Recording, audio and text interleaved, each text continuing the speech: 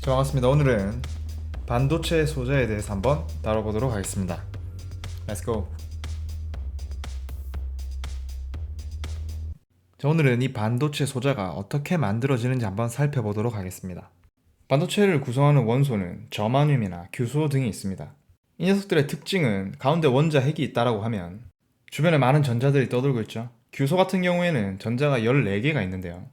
첫 번째 가장 낮은 에너지 준위의 전자 껍질에는 2개의 전자가 돌고 있고요. 두 번째 껍질에는 하나, 둘, 셋, 넷, 다섯, 여섯, 일곱, 8개의 전자가 채워져 있고요. 가장 바깥 껍질에는 하나, 둘, 셋, 4개의 전자가 채워져 있습니다. 이렇게 가장 바깥쪽 껍질에 존재하면서 화학결합에 참여하는 전자를 우리는 원자가 전자라고 이야기를 합니다.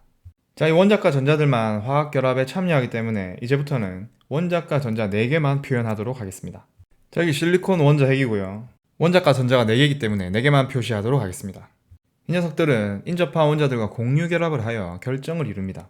옆에 있는 원자와 전자를 공유하게 되는데 그 결과 한 원자가 포함하고 있는 전자의 개수는 총 8개가 됩니다.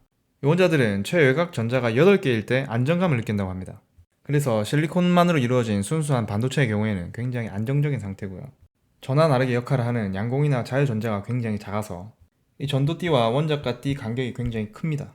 그래서 이 순수한 반도체는 절연체에 거의 가깝고요. 따라서 이를 사용하기 위해서는 전기 전도성을 더 좋게 할 필요가 있는 거죠. 자, 이 사진은 불닭볶음면에 자이언트 치즈를 뿌린 모습입니다. 이 불닭볶음면 입장에서는 이 치즈를 섞는다는 건 불닭볶음면의 순수성을 없애는 겁니다. 기존 순수한 물질과는 다른 뭔가가 섞여 들어가는 걸 우리가 불순물이라고 이야기를 합니다.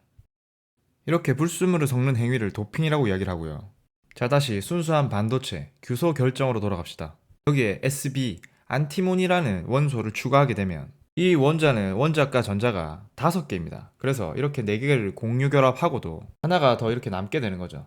그래서 이 녀석은 자유롭게 이 원자들 사이를 돌아다닐 수 있게 자유전자가 되는 겁니다. 이렇게 자유전자가 더 많이 생기도록 도핑해서 전기 전도도를 높인 반도체를 우리는 N형 반도체라고 이야기를 합니다. 이때 이 N은 전자가 가진 전하의 부호 마이너스라고 생각하시면 되겠죠.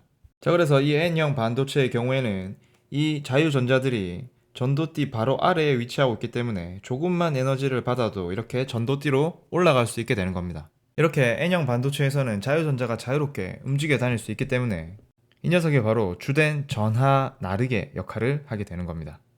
전자, 마이너스 전하, N형 이렇게 연결을 시키면 될 것 같습니다. 자, 이번엔 다시 순수한 규소 결정에다가 불순물로 붕소를 도핑해 보도록 합시다. 이 붕소는 원자과 전자가 3개입니다.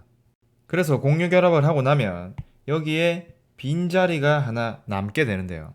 이때 이 녀석을 마이너스가 꽉 채워져 있어야 하는데도 불구하고 마이너스가 없기 때문에 상대적으로 양이다 라고 해서 양공, 플러스 구멍이라는 뜻의 양공이라고 이름을 붙였습니다. 그래서 이 양공으로 옆에 있던 전자가 움직여서 자리를 차지하게 되면 전자가 원래 있던 자리가 다시 양공이 되고요. 이 자리를 다시 옆에 있던 전자가 다시 채워주게 되면은 다시 전자가 원래 있던 자리는 양공이 되고요. 이런 방식으로 양공이 이렇게 옮겨가는 것처럼 생각할 수 있다는 거죠. 이 양공이 주된 전하 나르게 역할을 하기 때문에 이 반도체를 P형 반도체라고 이름을 붙이죠. 이때 P는 양을 의미하는 positive라고 이야기할 수 있겠군요. 이 P형 반도체의 에너지 준위를 한번 살펴보면 자, 이 양공으로 인해 원자과 띠 위에 에너지 준위가 하나 생기고요. 이 에너지 준위로 이렇게 전자들이 올라갈 수 있게 되는 거죠. 그래서 올라간 이 자리는 양공이 된다라는 거. 실제로는 전자가 움직이지만 N형 반도체와 구별하기 위해 양공이 움직인다라고 표현하고요. 이 P형 반도체에서는 양공이 바로 전하 나르게 역할을 한다라고 볼 수 있겠죠. 우리가 이제까지 살펴본 P형 반도체와 N형 반도체는 각각 따로 있을 때는 도체와 절연체 사이의 전기 전도도를 띤 물질에 불과합니다. 하지만 이 둘을 합쳐놓은 반도체 소자는 전류를 제어하거나 조절하는 기능을 하면서 대부분의 전자기기에 활용이 되고 있습니다.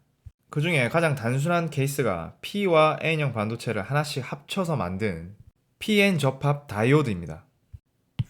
영어로 이렇게 쓰죠. 이 PN 접합 다이오드가 우리 일상생활에서 사용되는 예를 간단히 살펴보면 휴대폰 배터리는 직류 전원을 사용해서 충전할 수 있습니다. 하지만 우리 가정에 공급되는 전류는 교류죠. 방향이 계속 바뀝니다. 그래서 이때 교류 전원을 직류로 변환하는 어댑터가 필요한데요. 이 어댑터 안에 바로 다이오드가 활용이 됩니다. 교류를 직류로 변화시켜주는 역할을 하게 되는 거죠. 두 번째는 센서입니다. 광 다이오드는 빛이 들어왔을 때 전류가 흐르는 특성을 활용한 센서인데요. 이를 TV 수신부에 설치를 하면 리모컨 신호를 받아서 작동하는 역할을 할 수 있게 되는 거죠. 마지막으로 방금 전 기능과는 반대 기능을 하는 다이오드입니다. 전류가 흐를 때 빛을 내는 역할을 하는 거죠. 그래서 이를 발광 다이오드라고 이야기를 합니다. 우리가 LED라고 부르는 거죠. 자, 다이오드의 구조는 이렇게 왼쪽에 P형 반도체, 오른쪽에 N형 반도체, 이걸 접합시켜 놓은 걸 다이오드라고 이야기를 하고요. P형 반도체에는 이렇게 양공이 전화 나르게, N형 반도체에는 자유전자가 전화 나르게로 표시되어 있군요. PN 접합 다이오드에서 전류가 흐를 수 있는 방향은 한 방향밖에 없습니다. 바로 P형에서 N형 쪽으로만 흐를 수 있게 된다는 거죠. 그래서 이 삼각형의 방향을 잘 보시면 됩니다. P형 반도체에서 N형 반도체 쪽으로만 전류가 흐를 수가 있고 그 반대 방향으로는 전류가 흐를 수가 없습니다. 이 다이오드의 전류가 흐르는 상황을 우리가 바이어스라고도 이야기를 하는데요. 이 바이어스에는 두 종류가 있습니다. 바로 순방향과 역방향이 그것이죠. 방금 전에 살펴보았듯이 이 다이오드는 한쪽 방향으로만 전류를 흘려보낼 수 있습니다. P형에서 N형 쪽이죠. 자, 그러면 눈치챈 친구들도 있겠지만 전류가 흐를 때 우리는 순방향 바이어스가 걸렸다고 하고요. 전류가 흐르지 않을 때 역방향 바이어스가 걸렸다고 이야기를 합니다. 이런 식으로 P형과 N형 반도체를 접합시켰을 때 자, 이런 식으로 P형 반도체는 플러스 극에 N형 반도체는 마이너스 극에 연결해주게 되면 전류가 P형에서 N형 쪽으로 이렇게 잘 흐르게 되고요. 이때를 순방향 바이어스. 자, 이렇게 P형 반도체를 마이너스 쪽, N형 반도체를 플러스 쪽에 연결하게 되면 전류는 거의 흐르지 않고요. 이때를 역방향 바이어스라고 이야기를 하죠. 이렇게 다이오드는 전류를 한쪽 방향으로만 흐르게 하는 특성이 있는데요. 우리가 이를 정류작용이라고 이야기를 합니다. 이때 이 정류는 전류의 흐르는 방향을 바로잡다라는 개념으로 생각하시면 됩니다. 자, 이번에 이 정류작용에 대해서 좀 더 자세하게 살펴보도록 합시다. PN 접합 다이오드에서 순방향 바이어스를 걸어준 상황입니다. 이 P형과 N형 반도체를 접합시켜주게 되면 이 접합면을 봅시다. 접합면에는 이렇게 양공과 전자들이 자연스럽게 이렇게 퍼져나가는 확산이 일어나 있습니다. 이 확산이 일어나 있는 지역이 어느 정도가 이렇게 있고요. 자, 이 상태에서 지금 N형 반도체는 마이너스 극에 연결되어 있기 때문에 전자가 이렇게 계속 공급이 되게 됩니다.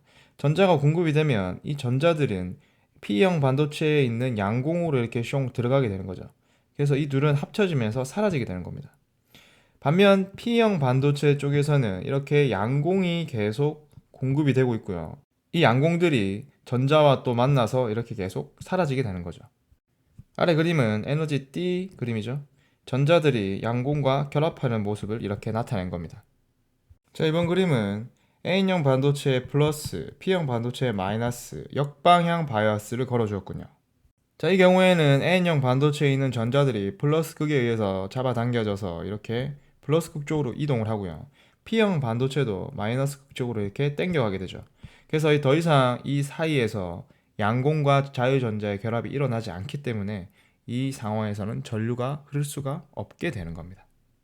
이 정류작용을 이용해 교류 전류를 직류 전류로 바꿔주는 것이 바로 어댑터입니다.